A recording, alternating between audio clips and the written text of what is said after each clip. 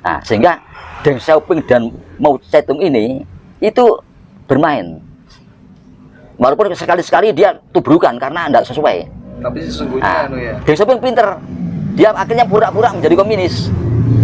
Nah, kenapa saya mengatakan pura-pura? Beliau sering mengatakan bahwa tapi Bapak Jokowi ini tidak. Bapak Jokowi ini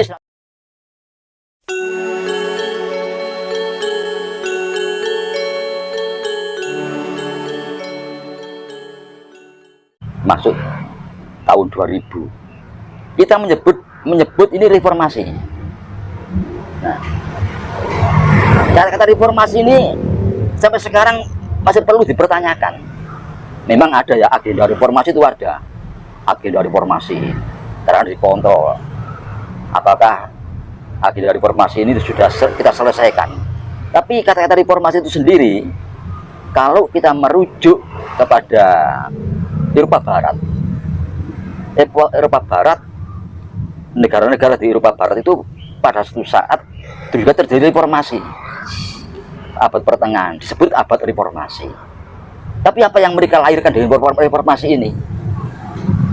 Penelitian dan penemuan, revolusi industri, humanisme. Ya. Nah, ini yang ditemukan. Dia akhirnya menyebut abad itu juga abad penemuan dan penelitian, abad teknologi modern. Ditengarai dengan pameran raya di London 1951 itu yang di mereka hasilkan. Jadi kita apa layak disebut ini reformasi? Iya. Apa layak disebut abad reformasi? Karena Bung Karno mengatakan revolusi belum selesai. Iya. Yang mau direformasi apanya? Nah ini. Nah, sehingga pada masa reformasi di Eropa ini, Eropa menoleh ke belakang kepada negara-negara di Eropa pada zaman Yunani kuno, Romawi kuno. Jadi di Eropa Barat pernah terjadi 2 kali reformasi pada saat jatuhnya Bizantium, ya. Jatuhnya kota Bizantium itu kota yang akhirnya menjadi Ankara, Istanbul itu ya. Itu akhirnya mereka kan sadar, terus mereka mereformasi, menoleh kepada sejarah Yunani kuno dan Romawi kuno, di mana mereka besar. Artinya mereka mencoba untuk kembali ke situ, pemikiran ke situ, terus maju ke depan. Nah, demikian juga pada abad pertengahan. Nah, ini yang perlu kita pahami. Karena dengan pengertian reformasi ini, kita akhirnya yang kita lihat di Eropa Barat itu demokrasinya. Demokrasi, lahirlah demokrasi di Eropa Barat itu. Demokrasi ala Eropa Barat. Nah ini. Jadi di samping di situ ada revolusi industri, ada masalah humanisme, Illuminati, prisonerly, juga ada demokrasi. Otomatis demokrasi ini yang diciptakan oleh Eropa Barat ini sesuai dengan jati diri bangsa Eropa Barat yang akhirnya dibawa ke Amerika pada abad 18 tahun 1700 sekian. Bangsa-bangsa yang imigran ke benua Amerika mendirikan negara Amerika dan menyatakan diri merdeka pada tahun 1700 berapa itu beliau merdeka 1776. Nah, sekarang kita berpikir negara besar yang sekarang ini harus diakui dunia bahwa itu adalah negara besar, adalah Amerika Serikat dan Cina. Nah, jadi saya mengatakan bahwa imigran dari Eropa, terutama Inggris, masuk ke benua Amerika. Di sini ada seorang militer, seorang jenderal, namanya George Washington. Nah ini yang menarik. Akhirnya George Washington ini menggerakkan pasukannya, menggerakkan rakyatnya di Amerika untuk melawan Inggris. Kalau dia orang Inggris, akhirnya merdekalah Amerika Serikat, dinyatakan merdeka dari Inggris. Nah ini George Washington ini menjadi bapak bangsa. Kalau di Indonesia Bung Karno. Nah itu maksud saya. Nah, jadi George Washington ini akhirnya mendirikan negara Amerika Serikat itu. Apa yang diajarkan George Washington? Patriotisme. George Washington mendirikan rasa kebangsaan, menanamkan rasa kebangsaan, patriotis. Nah, kenapa George Washington rupanya menoleh ke belakang? Zaman Romawi kuno. Di zaman Romawi itu sebelum Romawi ini besar, di kota Romawi ini ada suatu kelompok yang namanya kelompok La Patria, patriotik. Ada kelompok patriot, ada kelompok plebeyer. Nah, ada kelompok plebeyer, kelompok patriot. Nah, kelompok patriot ini lah yang bergerak akhirnya membesarkan Romawi, kekaisaran Romawi. Ini yang diambil oleh George Washington. Akhirnya George Washington sebagai presiden pertama Amerika Serikat. Nah, setelah George Washington muncul lagi di Amerika itu seorang tokoh namanya Thomas Jefferson. Nah, Thomas Jefferson. Ini presiden Amerika yang keberapa itu? Tahun 1801, data itu. Thomas Jefferson ini.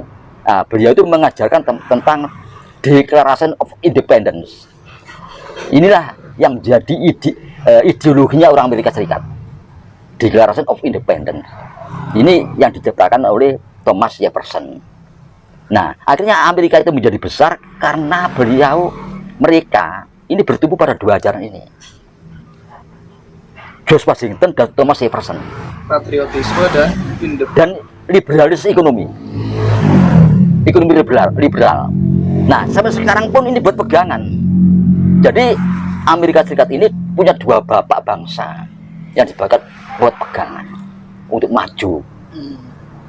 Nah, sedangkan bapak bangsa ini melahirkan ajaran berkibat kepada ajaran bangsanya sendiri zaman lampau, Romawi kuno.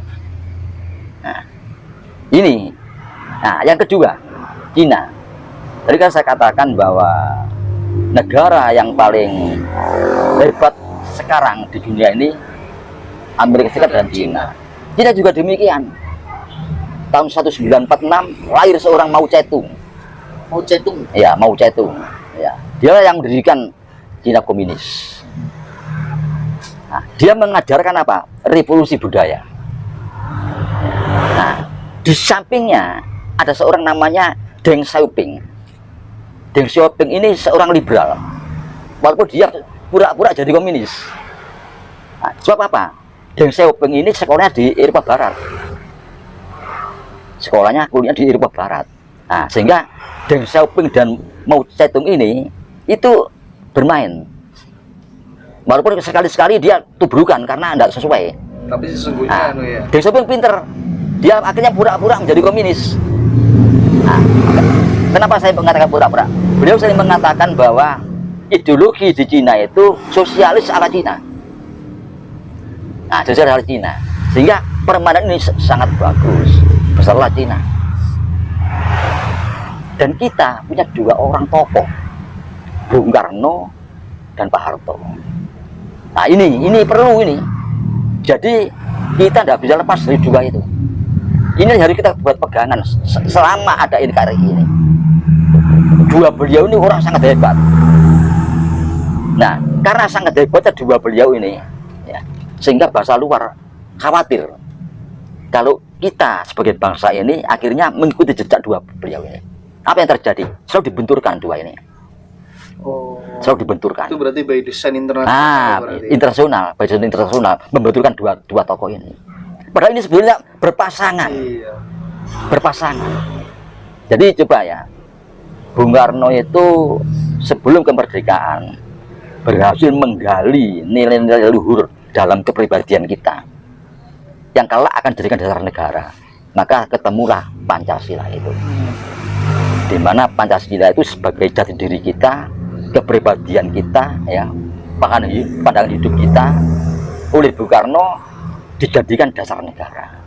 Artinya apa?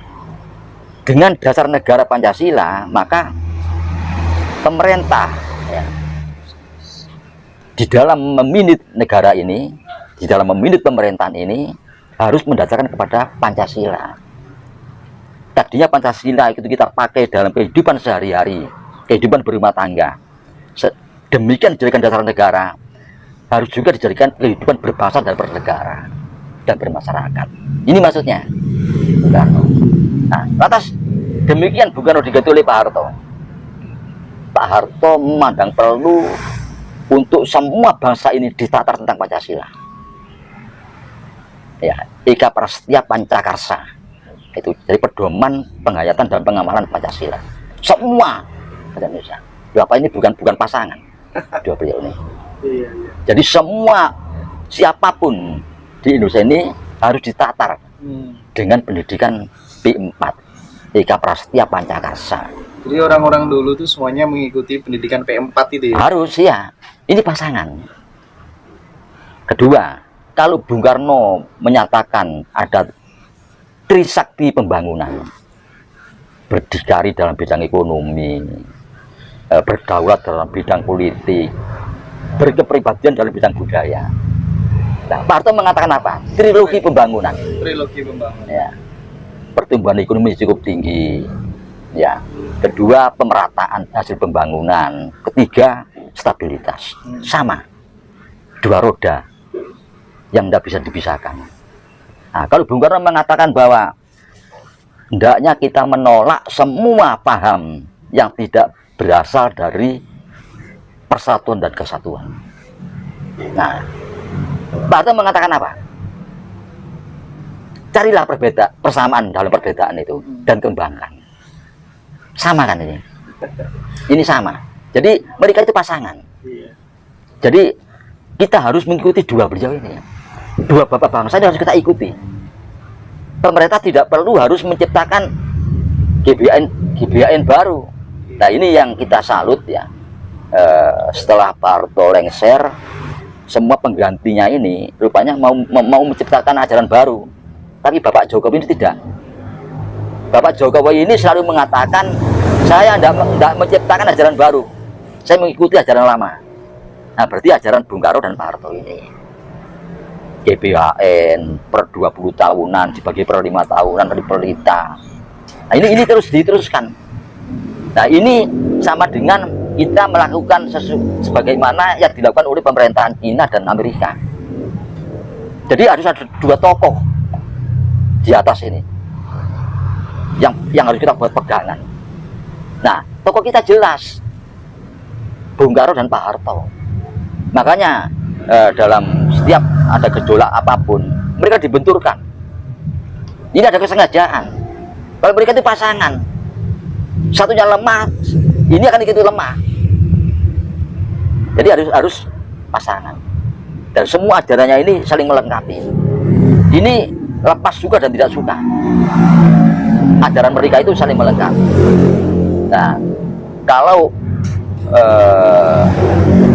Amerika Serikat dengan George Washington dan Thomas Jefferson, Cina dengan Mao Zedong dan Deng Xiaoping tadi. Jadi bukan, tapi kita tidak seperti mereka ya. Kita tidak komunis lain, kita tidak liberal lain. Nah, oleh karena itu demokrasi yang dicanang, ya reformasi ya, yang dicanangkan pada masa-masa abad reformasi 20 tahun yang lalu dengan demokrasinya ini perlu direformasi malahan. Ternyata demokrasi yang diterapkan kita ini di arah barat ya tidak cocok. Harus kita kontrol dengan kepribadian kita. Cocok apa enggak? Ini harus. Kalau tidak, bukan reformasi namanya itu. Bukan reformasi. Justru sekarang ini harus direformasi lagi. Sesuai tanda dengan percobaan 20 tahun demokrasi ala barat, cocok apa enggak? Nah, ini yang perlu. Kalau kurang pas, ya harus dipaskan sesuai dengan kepribadian kita. Kita menengok ke belakang. Kerjaan Medang, Kahuripan, Singosari, Mojopahit, itu kita tengok ke belakang, sama halnya dengan mereka. Mereka semua itu begitu. Kita akan saling mencontoh kita ini dalam kehidupan berbangsa dan bernegara ini dari bangsa lain.